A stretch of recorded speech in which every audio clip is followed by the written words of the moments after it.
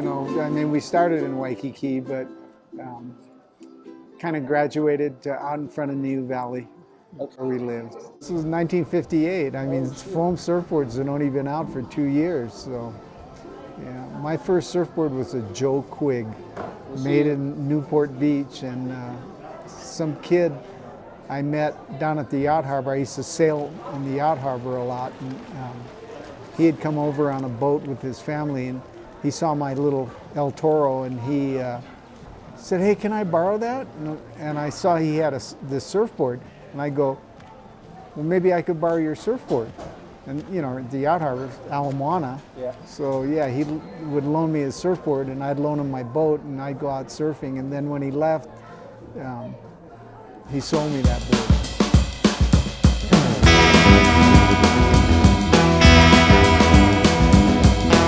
We called it the country back then, and it really was the country. 50 cents gas money if you let go. Never had the forethought to pack lunch, but there was a couple stores. There was that little store at Waimea where Foodland is now, and you know, there's Jerry's Sweet Shop. I remember one incident where I got left out there, and I figured I was just going to catch the bus home or hitchhike.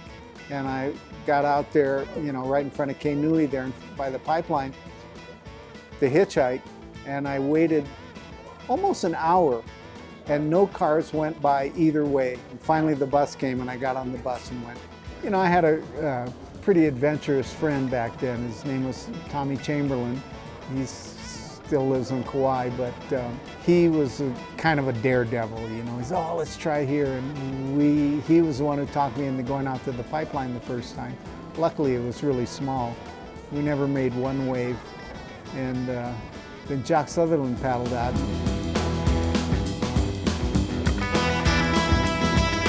We were all the same age, and Jock lived, you know, he was probably one of the first young surfers, accomplished young surfers to grow up on the North Shore.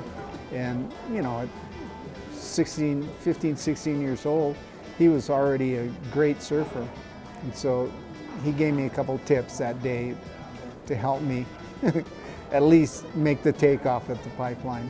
I went by degrees, you know, it was a process. And really the thing that was holding everybody back was the boards were pretty bad back then. And, you know, I happened to be there right when what we call now the shortboard revolution happened, when the boards started changing. And I actually had the first shortboard that Dick Brewer made. It was not that short, it was an 8.6, but you know, that was 2 feet shorter than most people's surfboards. It kind of happened really fast, and I started making my own boards, and you know, it took several years, but I finally made a board that worked real well at the pipeline, and then I started having a little bit of success there. You know, we had come from this era of longboards, which at the time, you know, that was what it was, and we thought they were great at the time, but then all of a sudden this thing happened where we started making boards much shorter, and they certainly rode the waves a lot better. And that was really an exciting time because nobody knew what that board was supposed to look like. You just, you know, everyone was completely different from the one before, and you just tried it, and it either worked or it didn't. You know, the whole surfing lifestyle back then, I mean, if you were a hardcore surfer, unless you had a job like Peter Cole or Ricky Gregg, you know, Fred Van Dyke, they were teachers at Punahou. If you had a car, you probably lived in your car, or you lived with a whole bunch of guys in a house that, you know, was probably a pretty shoddy house, but just so you could afford that. And you didn't have much money because you didn't work, because you were, you know, living for what the surf provided every day. And so you weren't eating well. And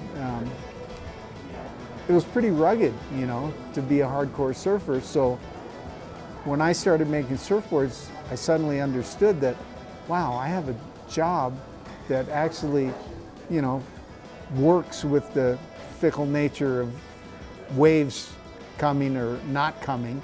And if the waves were good, all my customers knew they were going to have to wait a little longer for their board because I was going surfing.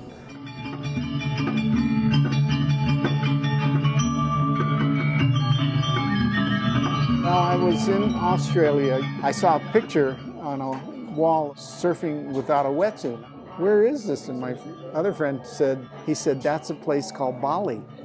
And I said, we're going.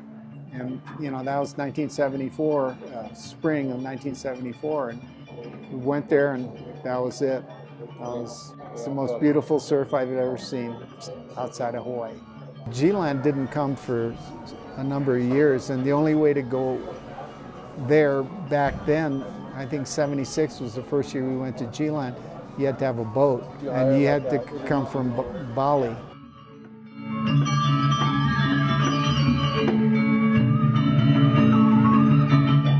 We stayed for about a week that first trip, and right then I figured out that you needed to be on the beach.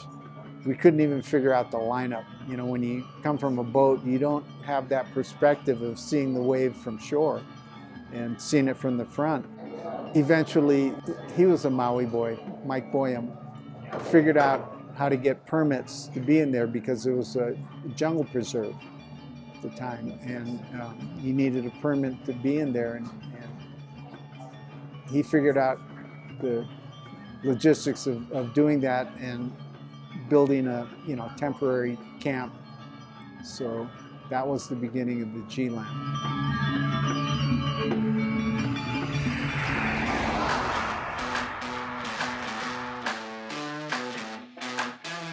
Well, in 92, 93, we came here to Mount Bachelor to go snowboarding. A couple of surfers, Derek Ho and Sonny Garcia, come here and told me, hey, this is really a good place for snowboarding. Been here ever since.